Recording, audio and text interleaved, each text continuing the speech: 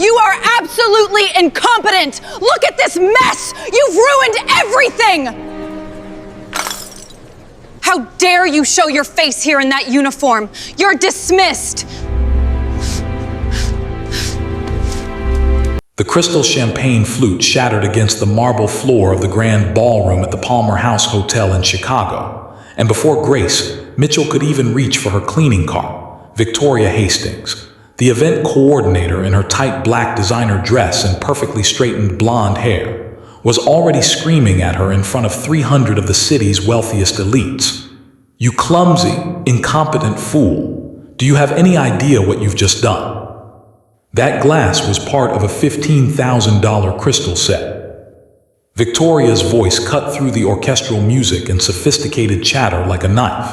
And suddenly, the entire charity gala for the Langford Foundation fell silent, every head turning to witness the black woman in the gray custodial uniform standing frozen beside her yellow mop bucket, her dark brown eyes wide with confusion, because she hadn't been anywhere near that glass, hadn't touched it, had simply been walking past when someone from the catering staff had knocked it from a nearby table. Grace opened her mouth to explain, to defend herself, but Victoria was already grabbing her arm with manicured fingernails that dug into her skin, already pulling her toward the center of the ballroom, where Richard Langford himself, the billionaire CEO of Langford Industries and tonight's host, stood on the raised platform in his custom Tom Ford tuxedo, looking down at the commotion with cold blue eyes that held all the warmth of a December wind off Lake Michigan. "Mr. Langford, I am so sorry for this disruption," Victoria announced loudly, making sure every person in that glittering ballroom could hear her, making sure every board member and socialite and corporate executive witnessed what happened when the help stepped out of line. "This janitor has damaged property and created a disturbance during your important event. I recommend immediate termination."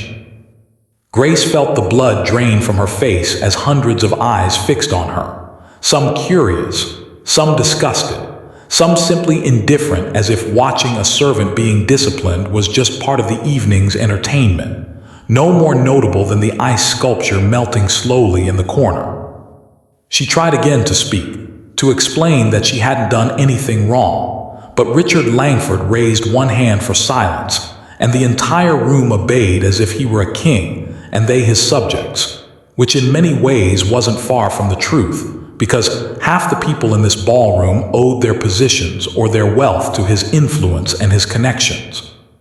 "What's your name?" Langford asked, his voice carrying that particular tone of someone who was accustomed to being obeyed without question. Someone who had never heard the word no without being able to crush whoever said it. Grace lifted her chin, fighting to maintain her dignity even as she felt humiliation burning in her chest like acid, and replied in a voice that was steady despite the trembling in her hands, "Grace Mitchell, sir. And I didn't break that glass. I was just walking past when—" But Langford cut her off with a dismissive gesture, not even interested in hearing her explanation. Not even considering that she might be telling the truth, because why would the truth matter when it came from someone who cleaned toilets and mopped floors? Someone whose entire annual salary probably didn't equal what he spent on a weekend vacation to his villa in Tuscany. "I don't tolerate excuses or incompetence," he said, each word dropping like a gavel in a courtroom. "You're fired.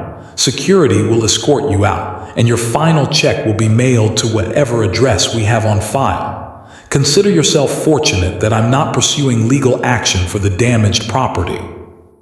The gasps and murmurs that rippled through the crowd felt like waves crashing over Grace's head, drowning her in a sea of judgment and assumption. And she saw some people actually smiling, actually enjoying this public execution of someone they considered beneath them. Someone whose struggles and dreams and humanity didn't register as real because she existed in that invisible class of workers who kept their buildings clean and their lives comfortable, but who they never actually saw as people. Victoria was already gesturing to the security guards, two large men in dark suits who approached Grace from either side as if she were dangerous, as if she might cause a scene, and the event coordinator hissed in a voice meant only for Grace's ears, You people always think you can get away with being careless. Maybe this will teach you some responsibility." The casual racism in those words, the assumption that Grace's skin color somehow made her more likely to be careless or irresponsible, hit harder than any physical blow could have. But Grace swallowed her anger and her pain because what choice did she have? Because fighting back would only make things worse, would only confirm their prejudices and give them more ammunition to use against her.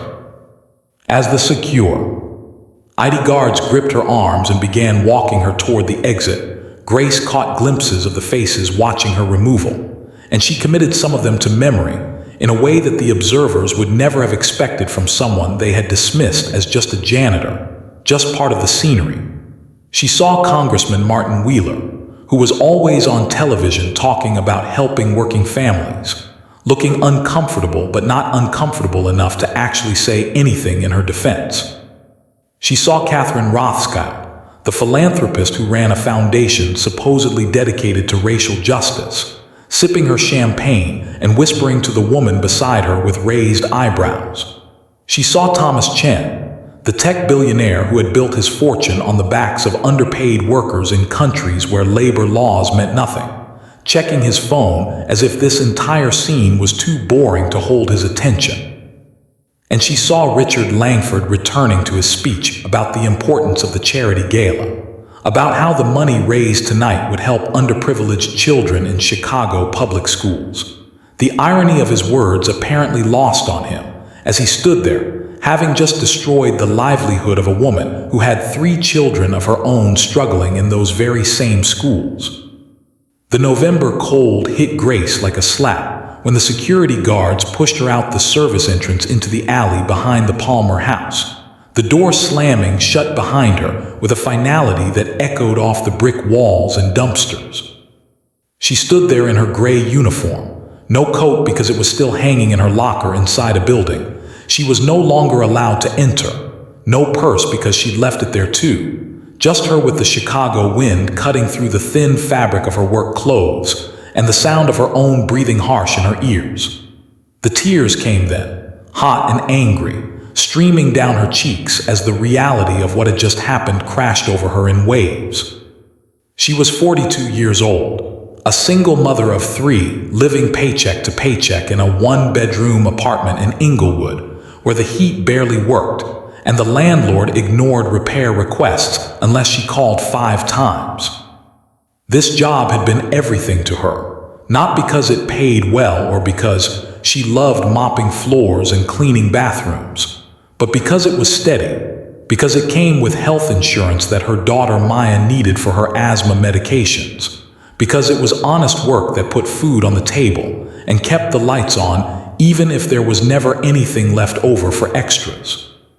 But there were things about Grace Mitchell that none of those people in that ballroom knew. Things that would never have occurred to them because they had looked at her uniform and her skin color and made assumptions about who she was and what she was capable of.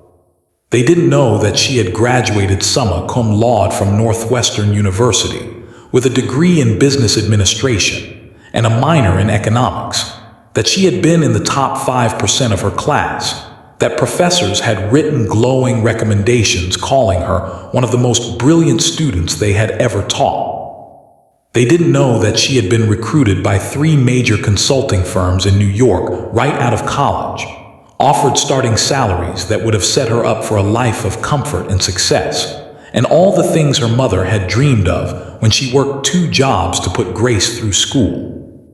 They didn't know that Grace had been engaged to Marcus Thompson, a law student at Columbia, planning a future that looked nothing like the life she was living now. A future full of possibility and promise, and the kind of happy ending that people like her were supposed to earn through hard work and education, and doing everything right. They didn't know that everything had fallen apart on a rainy Tuesday in October 14 years ago when Grace's mother had called her in New York, her voice shaking with a terror that Grace had never heard before, saying, "Your brother is in the hospital. They're saying he might not make it." Jeremiah had been 19, a sophomore at Chicago State University, walking home from his evening shift at the campus library when two police officers had stopped him for what they claimed was suspicious behavior, which translated to walking while black in a neighborhood where someone had reported a burglary earlier that day.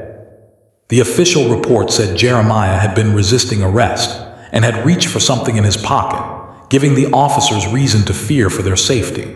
But the witnesses who came forward later told a different story, told about a terrified teenager who had done exactly what the officers told him to do, who had his hands up and was crying and saying, "Please don't shoot me," when the bullets tore through his chest and his stomach and his shoulder.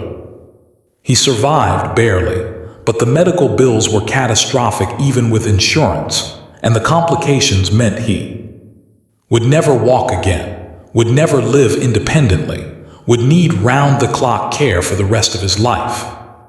Grace had come home that week for what she thought would be a quick visit to see her brother in the hospital, to support her mother, to deal with the immediate crisis, and then return to New York and the life she had built there. But Jeremiah's condition deteriorated, and their mother had a breakdown from the stress, and suddenly Grace was the only one holding her family together, the only one capable of making decisions and handling responsibilities and keeping everything from completely falling apart. She had called Marcus, crying, explaining that she needed to stay in Chicago a little longer, maybe a few months, just until things stabilized, and he had said he understood, had said he would wait for her, had promised that their future together wasn't going anywhere. But a few months became 6 months, and 6 months became a year, and during that time, Grace burned through her savings paying for her brother's medical care and her mother's therapy, and keeping the lights on in their small house on the south side, drained her bank account until there was nothing left, and then started taking on debt, maxing out credit cards, and taking personal loans with interest rates that would have horrified her business school professors. Marcus had come to visit twice during that first year, and Grace could see the distance growing between them, could see the way he looked at her shabby clothes and her exhausted face and the chaos of her life, could see him comparing the reality in front of him to the polished, professional woman he had fallen in love with in New York.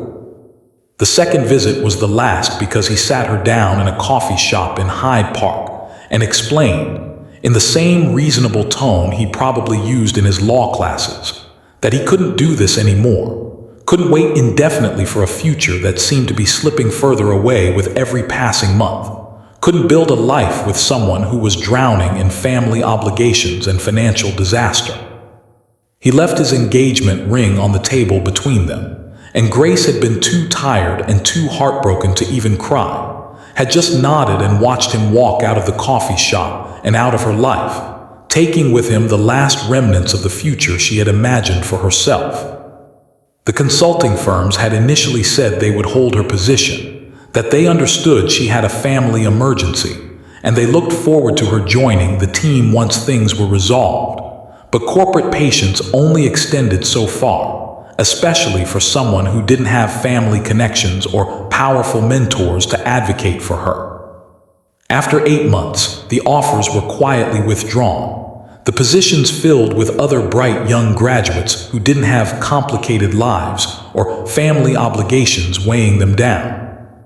Grace had tried to find work in Chicago, sending her resume to every company she could find, but the responses were always the same. Overqualified for entry-level positions, not enough recent experience for senior roles, and always the unspoken question lurking behind the polite rejections about why someone with her credentials had a gap in her employment history, and why she was applying for jobs in Chicago instead of climbing the corporate ladder in New York or San Francisco or any of the places where ambitious Northwestern graduates were supposed to end up. Her mother died 3 years later, a heart attack at 56 that the doctors said was brought on by stress and high blood pressure, and a lifetime of working too hard for too little. And Grace inherited not just the grief of losing the woman who had sacrificed everything for her children, but also the full-time responsibility of caring for Jeremiah, who was still in a wheelchair and still dealing with chronic pain and depression from the shooting that had destroyed his future. And then, as if the universe had decided Grace hadn't suffered enough, she discovered she was pregnant, the result of a brief relationship with a man named David, who had seemed kind and stable, until he found out about the baby and suddenly remembered he had a life in Atlanta and responsibilities that didn't include becoming a father to a child he hadn't planned. Grace had the baby alone, a daughter she named Maya, and tried to love her with all the fierce protectiveness that her own mother had shown, even as she wondered how she would possibly manage to care for an infant, a disabled brother, and herself on the wages from the part-time retail jobs that were all she could find. 2 more children followed in the years after that, twins born 4 years after Maya, a boy and a girl she named Jordan and Zara after her favorite authors, children whose fathers were men who made promises they didn't keep and left Grace alone to figure out how to feed and clothe and shelter 3 growing kids on an income that never quite stretched far enough. No matter how carefully she budgeted or how many expenses she cut, she had eventually found the custodial position at the Palmer house through a friend who worked in housekeeping, a job that paid better than retail and came with benefits. And for the first time in years, Grace had felt like maybe she could breathe, maybe she could get her head above water long enough to make a plan for something better. She had started taking online courses at night after the kids went to bed, slowly chipping away at the possibility of getting back into the business world, of using the degree she had earned so long ago, of maybe one day returning to the life that had been stolen from her by circumstances and bad luck, and a system that didn't forgive people for being poor or black or burdened with family responsibilities. But all of that was gone now, destroyed in the span of 5 minutes by a broken champagne glass she hadn't even touched, and a billionaire CEO who couldn't be bothered to listen to her explanation before destroying her livelihood. Grace pulled out her phone. The screen cracked because she couldn't afford to replace it, and called her neighbor Mrs. Washington, who watched the kids when Grace worked the evening shift, her voice shaking as she asked if the older woman could keep them just a little longer because something had happened at work. Then she started the long walk to the bus stop, 32 blocks, because she couldn't afford an Uber and the nearest train station was in the opposite direction from her apartment, walking through neighborhoods that grew progressively rougher as she got further from the glittering downtown hotels and closer to the reality of the Chicago that tourists never saw. The walk gave her time to think, time to calculate how many days she could pay rent with what was left in her bank account, 12, maybe 15 if she stopped buying anything except rice and beans. Time to wonder which bills she could skip paying this month without losing something essential. The electricity couldn't be turned off because Maya needed her nebulizer machine. The water couldn't be shut off because how would she bathe 3 children? The phone couldn't be disconnected because how would she apply for new jobs? Time to feel the crushing weight of failure pressing down on her shoulders because she had been so careful, so responsible, had done everything she was supposed to do, and it still wasn't enough. She still ended up here, walking through the cold Chicago night in a uniform from a job she no longer had, wondering how she would tell her children that things were about to get even harder than they already were. But Grace Mitchell hadn't survived 14 years of poverty and heartbreak and systematic oppression by giving up when things got difficult. And as she walked, something hardened inside her chest, something that was equal parts rage and determination. She thought about Richard Langford standing on that platform in his $1,000 tuxedo, talking about helping underprivileged children while he had just devastated a woman who was raising 3 of those children on wages that were barely above minimum wage. She thought about Victoria Hastings and her casual cruelty, her willingness to publicly humiliate someone over a broken glass that probably cost less than the bracelet she was wearing. She thought about all those wealthy people in that ballroom who had watched her humiliation like it was entertainment, who had returned to their champagne and canapes within minutes, already forgetting the janitor who had been fired because her existence was just a footnote in their evening, a momentary unpleasantness that didn't warrant any actual concern or thought. What none of them knew, what they couldn't have known because Grace had never told anyone at the Palmer house about her past, was that before everything fell apart, before Jeremiah was shot, and her mother died, and her life became an endless struggle to keep her head above water, Grace had spent a summer internship working in the corporate strategy division of a major consulting firm, and one of her projects had been analyzing the business practices and financial structure of Langford Industries. She had been 21 years old, brilliant and ambitious and thorough in a way that had impressed her supervisors, and she had spent 3 months diving deep into Langford's operations, examining their supply chains and their accounting practices and their international holdings, looking for inefficiencies and opportunities for improvement. And she had found something that had bothered her enough that she had mentioned it to her supervisor, a small irregularity in how Langford Industries structured their overseas manufacturing contracts, a pattern that looked suspiciously like they were using shell companies to hide labor violation and environmental damages in countries with weak regulatory oversight.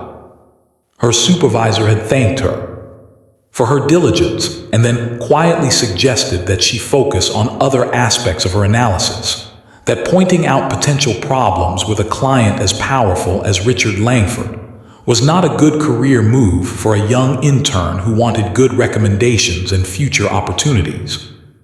Grace had been naive enough to be surprised by this, had believed that corporate ethics and legal compliance mattered, that exposing wrongdoing was part of responsible business practice.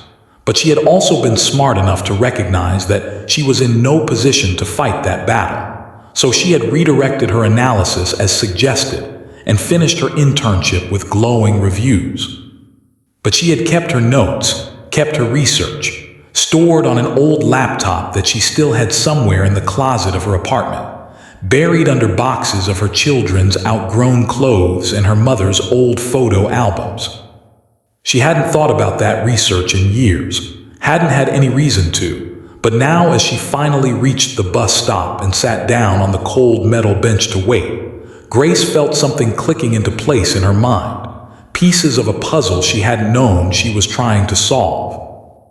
If those irregularities she had noticed as a 21-year-old intern were real, if Langford Industries was actually doing what she had suspected, then those activities would have continued and probably expanded over the past 2 decades. And with the changes in international labor laws and environmental regulations, what might have been a gray area in ethics 20 years ago could be outright illegal now.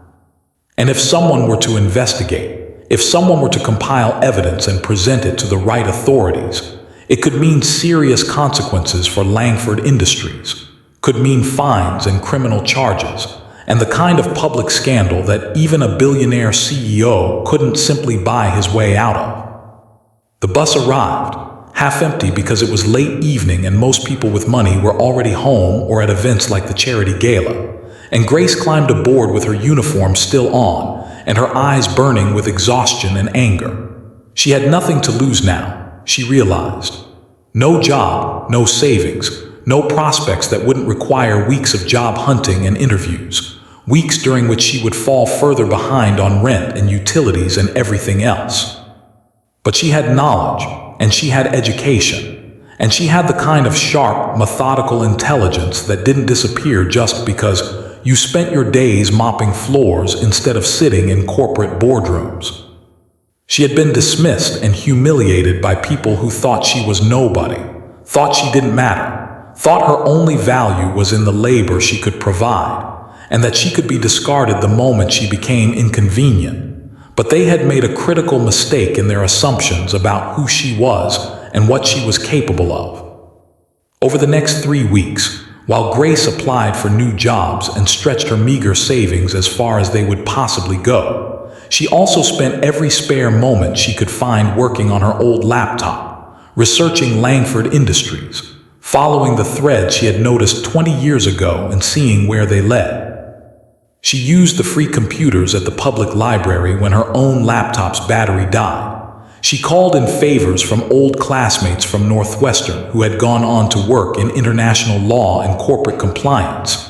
She compiled financial records and shipping manifests and incorporation documents from public databases, building a picture of a corporate empire that was built on exploitation and illegal practices that Richard Langford had successfully hidden behind layers of subsidiaries and offshore accounts.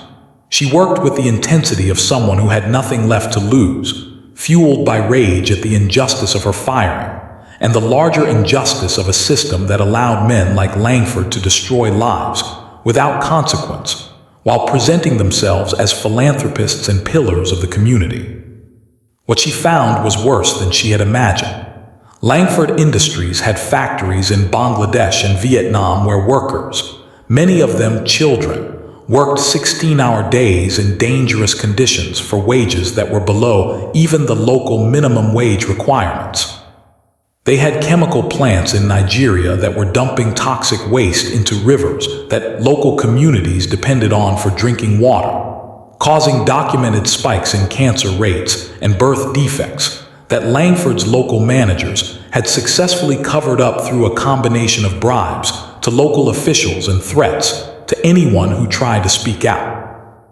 They had timber operations in Indonesia that were illegally logging in protected rainforest areas, destroying habitats and contributing to species extinction, while using falsified permits that showed the wood as coming from legal sources. And all of it was structured through such a complex web of shell companies and offshore accounts that it had successful. Ellie evaded serious scrutiny for years, protected by Langford's wealth and political connections, and the simple fact that most people didn't look too closely at where their cheap consumer goods actually came from. Grace compiled everything into a comprehensive report, hundreds of pages of evidence and analysis, cross-referenced and documented with the same meticulous attention to detail that had made her one of the top students at Northwestern. She included financial projection, showing that these illegal practices had saved Langford Industries an estimated $2 billion over the past decade in labor costs and environmental compliance, money that had gone directly to increasing profit margins and shareholder value, and Richard Langford's personal wealth. She calculated the human cost too, the lives damaged or destroyed by the pollution and exploitation, the communities devastated by environmental destruction, the children robbed of their childhoods and their futures, so that American consumers could buy cheap electronics and furniture and clothing without thinking about where those products came from, or whose suffering made those low prices possible. But having evidence wasn't enough, Grace knew. She needed to get it in front of people who could actually do something with it, and after years of being poor and powerless, she had no illusions about how the system worked. Going to the Chicago police would be useless because corporate crime was handled federally, and besides, Langford probably had half the local police department at that charity gala kissing his ring. Going to local news would mean her story getting buried under other coverage, or worse, being dismissed as the bitter accusations of a disgruntled fired employee. She needed something bigger, needed an audience that couldn't be ignored, and investigators who had the authority and resources to follow through on what she had found. Grace reached out to a contact from her Northwestern days, a woman named Jennifer Park, who had gone on to become an investigative journalist at the New York Times, someone Grace hadn't spoken to in 15 years, but who she hoped might remember the smart classmate from their economics seminars. She sent an email marked urgent, attached a summary of her findings, and waited with the kind of desperate hope that comes from knowing you're placing all your chips on a single bet because you don't have enough for another hand. Jennifer responded within hours, her email containing just 4 words: "Call me right now." The conversation that followed lasted 3 hours, with Jennifer asking detailed questions about Grace's evidence and methodology, clearly trying to assess whether this was legitimate or just the conspiracy theories of someone who had an axe to grind with a powerful CEO. But the evidence was solid, meticulously documented and impossible to dismiss, and by the end of the call, Jennifer was convinced. "This is huge," she said. her voice crackling with the excitement of a journalist who had just found the kind of story that careers were built on. If even half of what you're telling me checks out, this could bring down one of the largest corporations in America. But I need to verify everything, and I need you to be prepared for what's going to happen when this goes public. Langford has an army of lawyers and PR people, and they're going to come after you hard, going to try to discredit you and paint you as unreliable. They're going to dig into every aspect of your life looking for ammunition. Grace thought about her 3 children, about her disabled brother, about the precarious financial situation she was already in, and said quietly, "Let them come. I have nothing they can take that hasn't already been taken, and somebody needs to hold these people accountable for what they've done." The New York Times ran the first story on a Sunday morning 6 weeks after Grace had been fired from the Palmer House. A massive investigative piece that ran on the front page with the headline, "Langford Industries, billion-dollar empire built on exploitation and environmental destruction."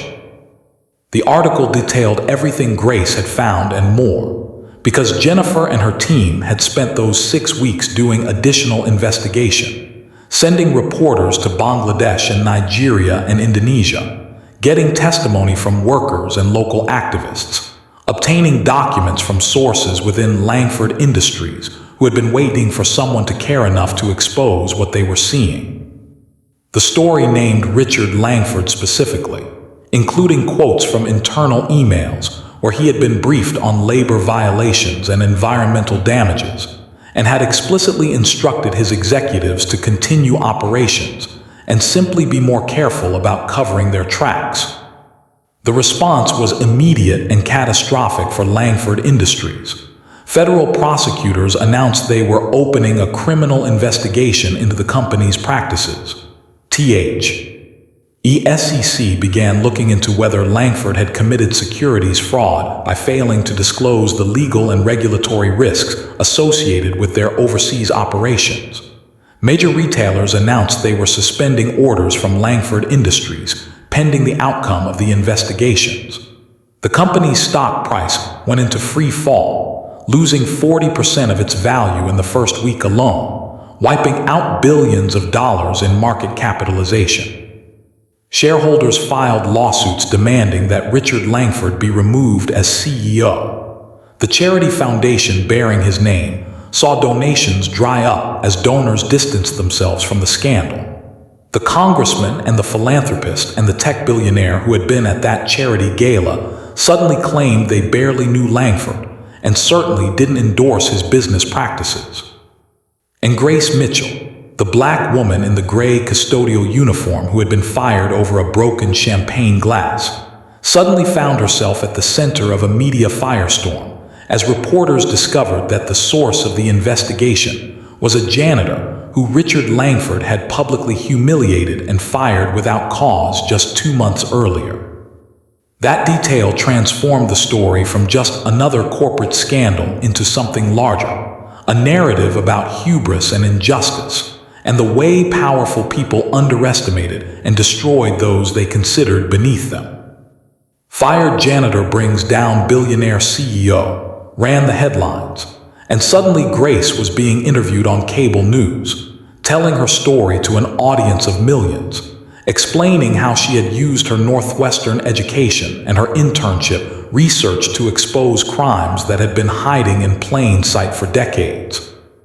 The irony was not lost on anyone, least of all Richard Langford, who watched his empire crumbling while the woman he had dismissed as an incompetent servant was being hailed as a hero and a whistleblower. Victoria Hastings, the event coordinator who had grabbed Grace's arm and publicly berated her, was fired from her position as companies decided they didn't want to be associated with someone who appeared in the viral footage that someone had recorded on their phone that night at the charity gala. Video that showed Victoria screaming at Grace and calling her incompetent.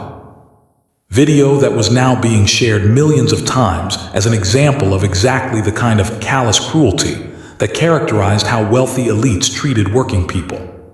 The Palmer House Hotel, desperate to distance themselves from the scandal, issued a public apology to Grace and offered her her job back with a significant raise, an offer she declined with a brief statement saying she had more important work to do. Because Grace wasn't done. The investigation she had triggered opened doors to other opportunities, other organizations that needed someone with her unique combination of business acumen and moral clarity and willingness to fight powerful interests. The National Labor Relations Board hired her as a consultant to help investigate wage theft and labor violations at other major corporations. A coalition of environmental groups offered her a position leading their corporate accountability initiative, with a salary that was more than she had earned in the last 5 years combined.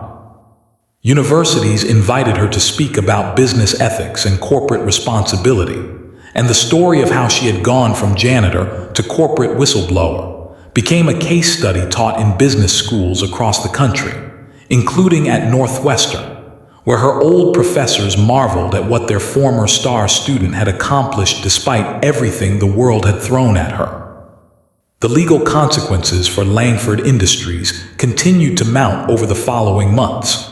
Federal prosecutors charged Richard Langford personally with multiple counts of fraud, environmental crimes, and violations of international labor laws. The fines levied against his company exceeded $3 billion, and the criminal charges meant he was facing the possibility of actual prison time, something that billionaires in America rarely had to worry about, but that couldn't be avoided when the evidence was as overwhelming as what Grace had compiled.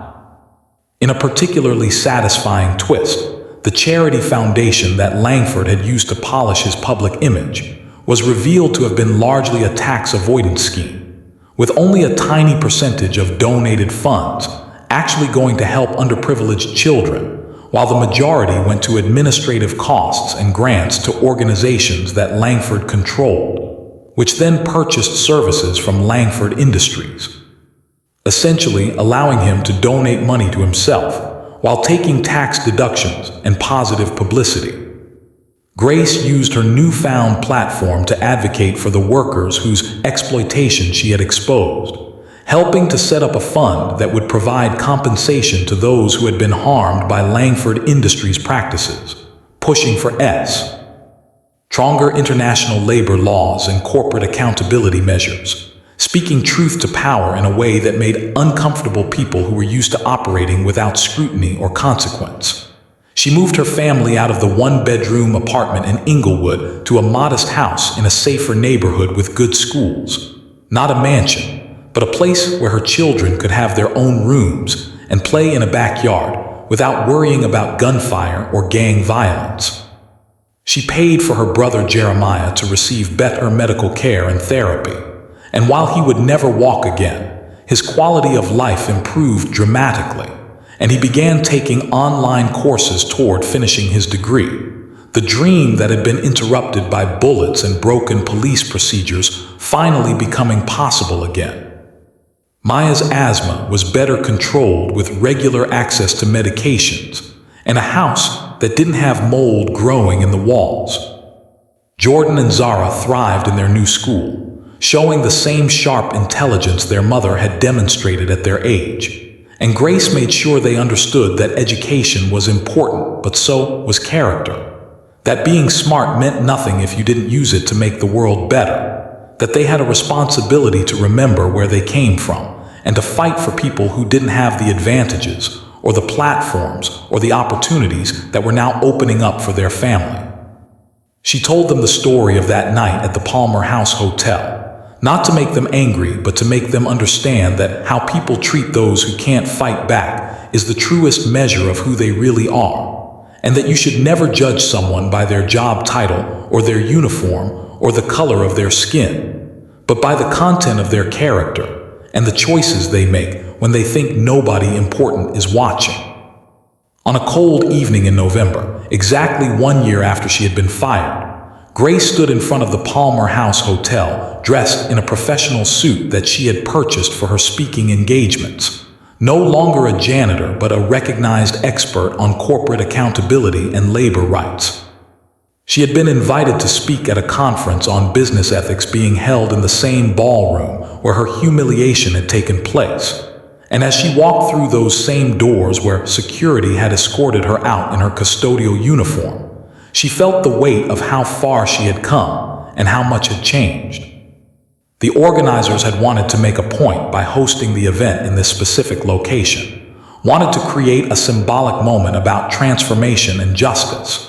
And Grace had agreed because she believed in the power of symbols, believed in showing people that the places where you experience your lowest moments can become the places where you claim your greatest victories.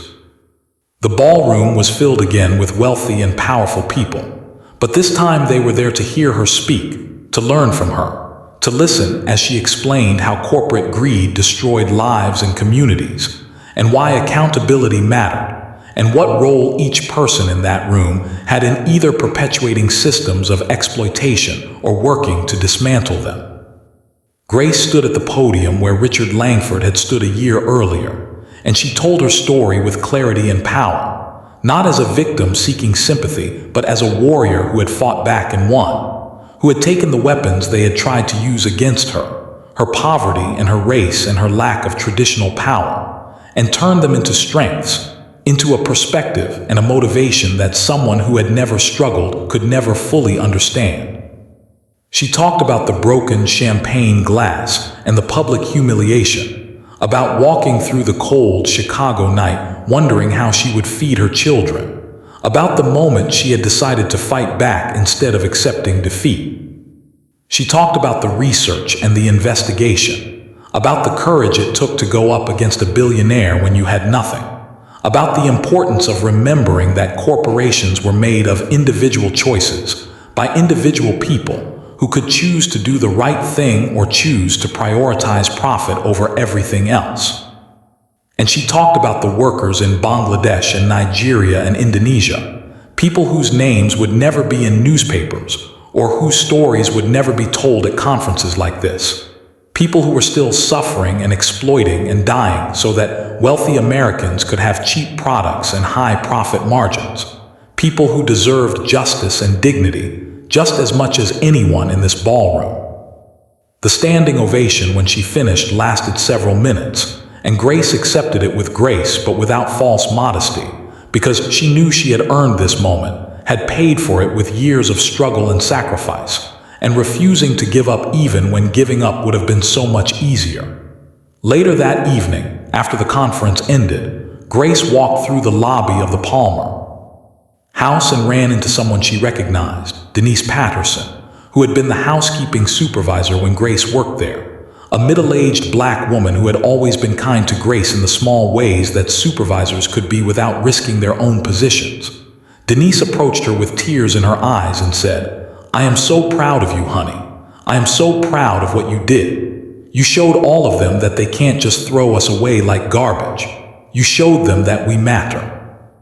Grace hugged her, feeling the weight of that statement, understanding that her victory wasn't just personal but symbolic of something larger, representative of all the workers who were dismissed and disrespected, and treated as disposable by people who had no idea about their lives or their struggles or their worth.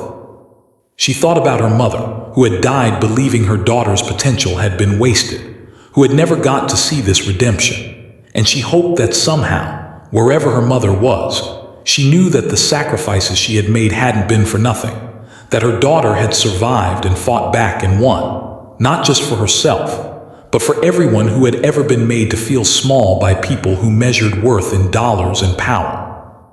Richard Langford was sentenced to 12 years in federal prison for his crimes, a relatively light sentence considering the scope of the damage he had caused, but still unprecedented for someone of his wealth and status, a signal that maybe, just maybe, the justice system was beginning to recognize that white-collar crime destroyed lives just as surely as street crime did, and deserved to be punished accordingly.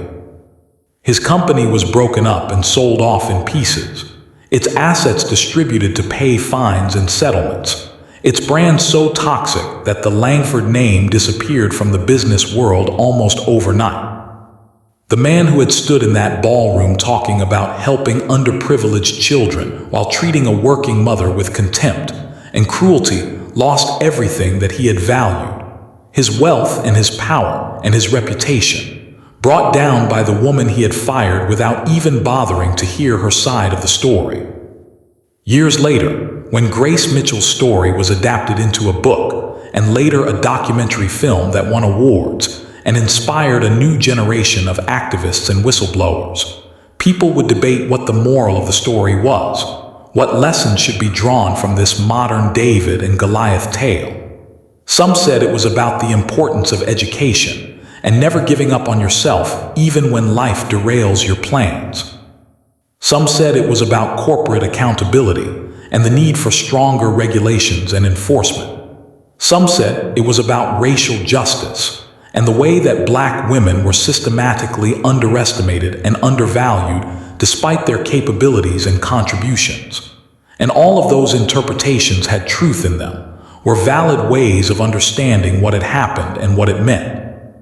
But for Grace, sitting in her home office late at night working on her next investigation, her children asleep in their bedrooms and her brother watching television in the living room, the lesson was simpler and more personal than any of those grand narratives.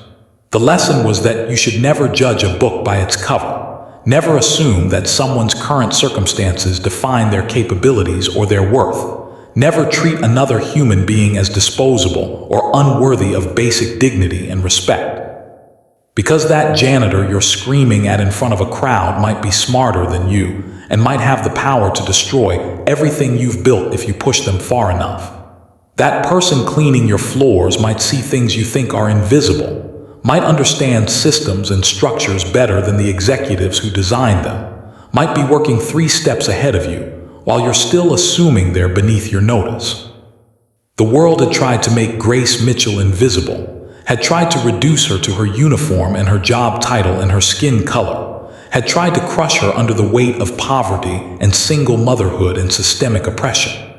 And for a while, she had been invisible, had moved through spaces where wealthy and powerful people never really saw her, never considered that she might matter or have value beyond her labor.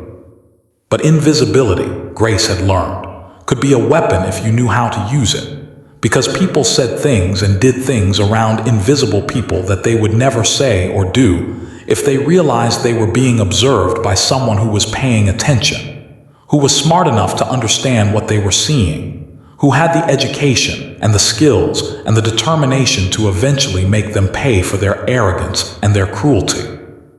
That mistake, the mistake of firing Grace Mitchell over a broken champagne glass she hadn't even touched, of humiliating her in front of hundreds of people without even asking for her side of the story, of treating her as worthless and disposable because she was a Black woman in a custodial uniform, cost Richard Langford everything. His empire, his freedom, his reputation, his legacy, all destroyed because he couldn't be bothered to show basic human decency to someone he considered beneath him. $3 billion in fines, 12 years in prison, a corporate legacy in ruins, hundreds of executives and shareholders who lost their jobs and their investments, all because one billionaire CEO made the catastrophic error of underestimating a woman who cleaned his hotel floors, of never imagining that she might be someone who could fight back, who had the intelligence and the evidence and the determination to bring his entire world crashing down around him. And Grace Mitchell, who had stood in a cold Chicago alley a year earlier wondering how she would feed her children, who had cried tears of rage and despair and hopelessness, had proven that justice was possible, that the arc of the moral universe really could bend toward justice if someone was brave enough and strong enough and angry enough to grab that arc and bend it themselves, to refuse to accept injustice and exploitation and cruelty as inevitable, to fight back even when fighting back seemed impossible. She had transformed her firing from a personal tragedy into a catalyst for change that helped thousands of workers, that exposed corruption that had been hidden for decades, that showed the world that power and wealth and status were no match for truth and courage, and the refusal to be silenced or dismissed. The story of the black janitor who was fired at the CEO's charity gala, and what she didn't know cost her everything, became the story of the black woman who fought back and won, who proved that everyone matters and everyone deserves dignity, who showed that the most dangerous person in any room might be the one that everyone is ignoring, who reminded a world that had forgotten that justice is not something that powerful people grant as a favor, but something that oppressed people take when they refuse to accept anything less. And in the end, that was the lesson that mattered most, the lesson that Grace taught her children and her community and everyone who heard her story. That you are not defined by how the world sees you, but by how you see yourself. That your worth is inherent and not dependent on validation from those who have power over you. And that sometimes the most revolutionary act is simply refusing to stay in the box that society has built for you. Refusing to accept that your circumstances are your destiny. And fighting with everything you have to create the justice that no one was going to give you willingly.